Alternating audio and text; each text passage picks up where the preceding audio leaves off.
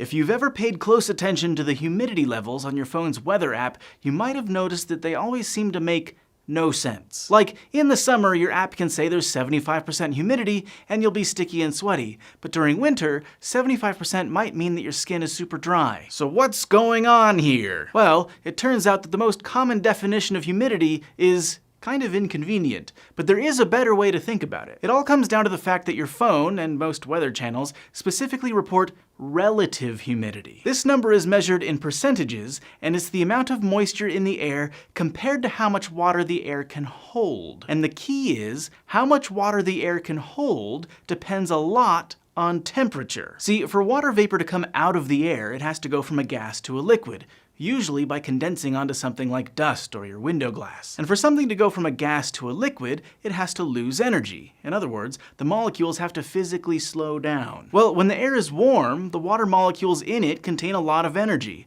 They're moving more than water molecules in cooler air. That means they're less likely to condense out of the atmosphere, and they end up hanging out in the air and making things feel all sticky. So temperature plays a big role in relative humidity, and it's why this stat usually isn't that useful in planning your day. If it's negative 10 degrees Celsius, the air can't hold as much moisture, so 75% humidity isn't actually that humid. But if it's 20 degrees, 75% humidity suddenly means there's a lot more water in the air to make things feel all muggy. If you want a number for humidity that isn't quite so relative, try the dew point temperature. This is the temperature at which water droplets or dew form on things like grass. In other words, it's the temperature at which the air is completely saturated with moisture. And the closer the dew point temperature is to the temperature outside, the stickier and more unpleasant it'll be. For reference, people react differently to dew points, but most folks are comfortable with a dew point of 10 degrees Celsius, and things get pretty humid and unpleasant around 15 to 21 degrees. So it's still a new scale to learn, but it's also consistent no matter how cold it is outside.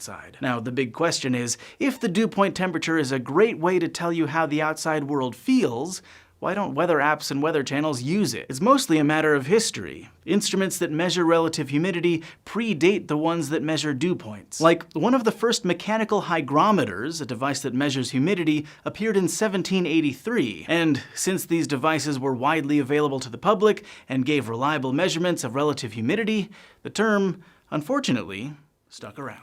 You know,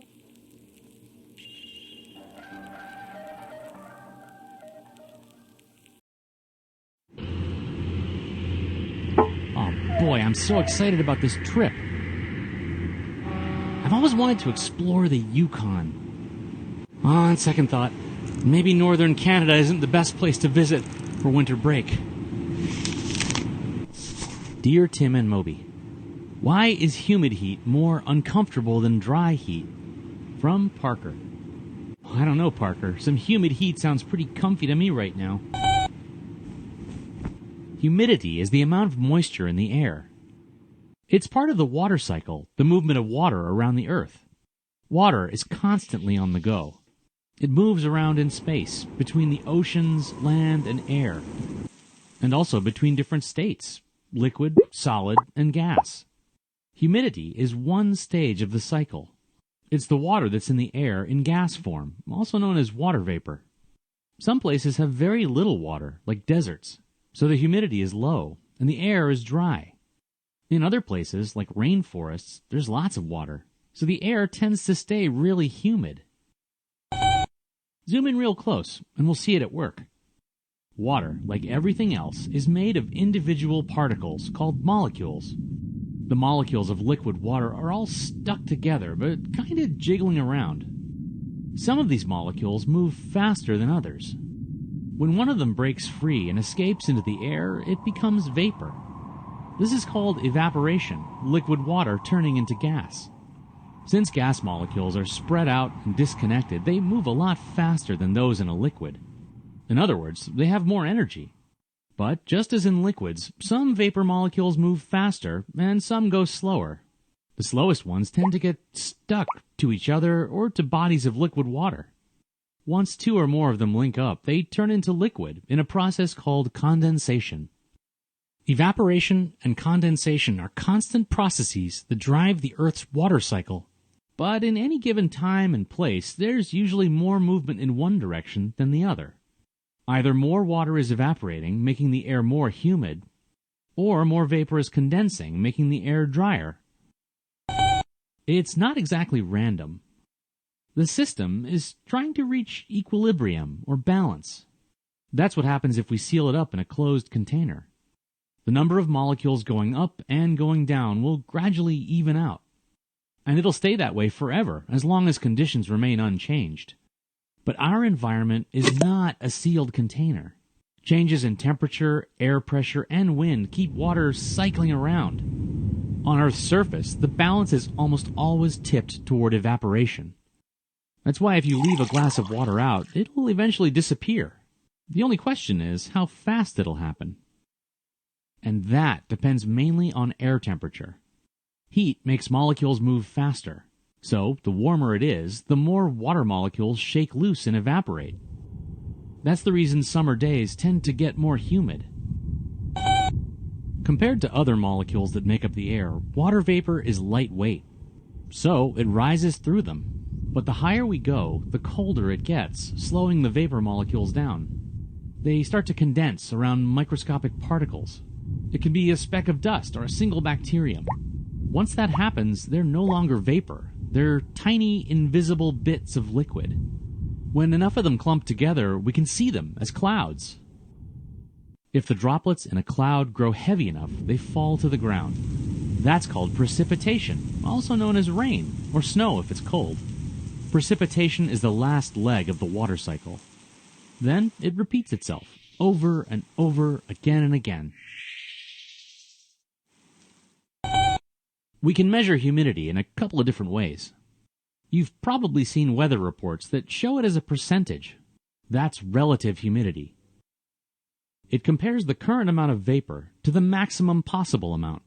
That is, how much there would be if the system reached equilibrium. So let's say there's this much vapor in the air now. If conditions stayed constant, it'd eventually balance out at this much. Divide the current amount of vapor by this potential amount, and you've got relative humidity. Only problem is, you have to recalculate every time the temperature changes. As it rises, more energy is available for water molecules to break loose as vapor. So the potential amount of vapor increases. A few degrees higher, and it increases even more. The current humidity increases too, but usually not as quickly. The warmer it gets, the bigger the gap between current and maximum humidity. So while the amount of vapor is increasing, relative humidity goes down.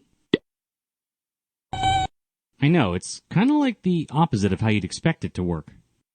That's one reason meteorologists, weather scientists, don't really like to use relative humidity. Instead, they look at current conditions and ask one simple question.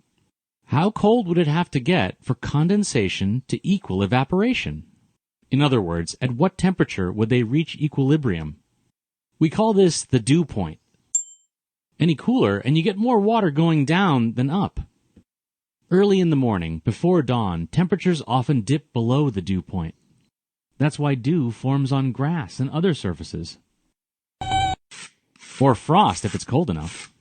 Unlike relative humidity, dew point describes the actual amount of vapor in the air. A dew point of 70 degrees means there's this much vapor in this much air. That'll feel really muggy. While a dew point of 50 means there's about half as much vapor. So it feels nice and dry. Right, the reason humid heat feels uncomfortable. On hot days, we cool off by sweating. The sweat absorbs body heat, which speeds up its water molecules. When they evaporate, they take some heat with them, so we feel cooler. But when it's really hot and humid outside, evaporation is slower. If the temperature is close to the dew point, sweat won't go anywhere. We'll be covered in warm, sticky liquid. Yuck! What's this now? Dear Tim and Moby, for your information, Canada offers a wealth of winter vacation opportunities. Please cease and desist your defamation of our great land's recreational potential or suffer the legal consequences. Sorry, the Canadian Office of Tourism.